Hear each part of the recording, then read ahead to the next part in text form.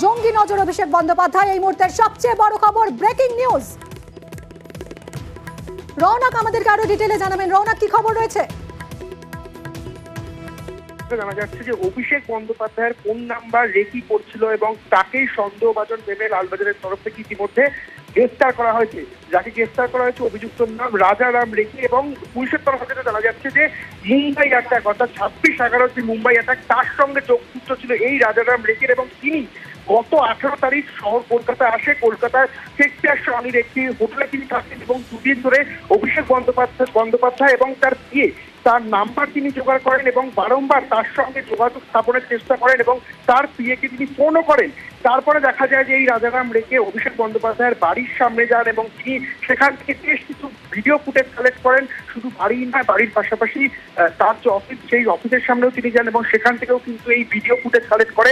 তারপরেই কলকাতা পুলিশের সন্দেহ হয় এবং তার যে প্রিভিয়াস হিস্ট্রি সেটা পুলিশের তরফ থেকে খতিয়ে দেখা এবং সেখানে কলকাতা পুলিশ দেখে যে এই যে 26/11 মুম্বাই অ্যাটাক তার সঙ্গে যোগসূত্র রয়েছে এই রাজারাম রেকের এবং তারপরে তৎক্ষণাৎ কলকাতা পুলিশের তরফ থেকে তদন্তভার নেওয়া হয় এবং ইতিমধ্যে তাকে মুম্বাই থেকে গ্রেফতার করা হয়েছে এবং অভিষেক বন্দ্যোপাধ্যায় তিনি নিজে অভিযোগ জানান গতকাল এবং তারপরে কিন্তু এই তদন্তভার নেয় লালবাজার। ইতিমধ্যে গ্রেফতার করা হয়েছে রাজারাম রেকেকে এবং তদন্ত চলছে যে কি কারণে তিনি এসেছিলেন এখানে এবং আদতে এর পেছনে তার কি উদ্দেশ্য রয়েছে সেই বিষয়ে কিন্তু এখনো তদন্ত করছে লালবাজার।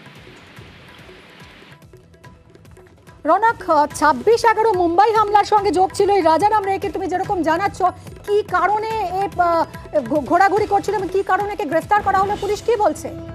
দেখো, পুলিশের তরফ থেকে প্রাথমিকভাবে যেটা জানা যাচ্ছে যে এখনো পর্যন্ত তারা যে বিষয়টাকে গ্রেফতার করেছে সেটা হলো একজন পলিটিক্যাল লিডারের সম্মান দিয়ে তিনি রেকি করছিলেন, যার নাম বলা যায় তিনি হলেন অভিষেক বন্দ্যোপাধ্যায়। অর্থাৎ অভিষেক বন্দ্যোপাধ্যায়ের নামে তিনি শহর কলকাতায় এসে রেকি করছিলেন, কোথায় থাকেন, তার অফিসে যাওয়া এবং বিভিন্নবার তিনি অভিষেক বন্দ্যোপাধ্যায়ের বাড়ির সামনে গেছেন এবং তার বিভিন্ন যে ডিটেলস সেই ডিটেলস সংগ্রহ করছিলেন এবং ঠিক সেই একই ঘটনা মুম্বাই অ্যাটাক যখন হয়েছিল সেরকমই কিন্তু পলিটিক্যাল লিডারের তিনি ডিটেলস সংগ্রহ করে এবং এই যোগসূত্র স্থাপন করেছে কলকাতা পুলিশ যে এই যে মুম্বাই অ্যাটাক হয়েছিল তার সঙ্গে এই যে রাজারাম রেকে অভিষেক বন্দ্যোপাধ্যায়ের যে ডিটেলস সংগ্রহ করছিলেন তার সম্বন্ধে বারংবার জিজ্ঞেস করছিলেন এবং এই দুদিন শহর কলকাতা থেকে বিভিন্ন ডিটেলস তিনি সংগ্রহ করে অভিষেক বন্দ্যোপাধ্যায়ের ফোন নাম্বার থেকে শুরু করে তার আনুষঙ্গিক যারা রয়েছেন অভিষেক বন্দ্যোপাধ্যায়ের নিজস্ব পিএ তার ফোন নাম্বার তিনি সংগ্রহ করে। তারপরে কিন্তু যোগাযোগ স্থাপনেরও তিনি বারংবার চেষ্টা করেন এবং অভিষেক বন্দ্যোপাধ্যায়ের বাড়ি থেকে শুরু করে তার যে ক্যামাস্ট্রির অফিস সেখানে এই রাজারাম রেকেকে দেখা যায়।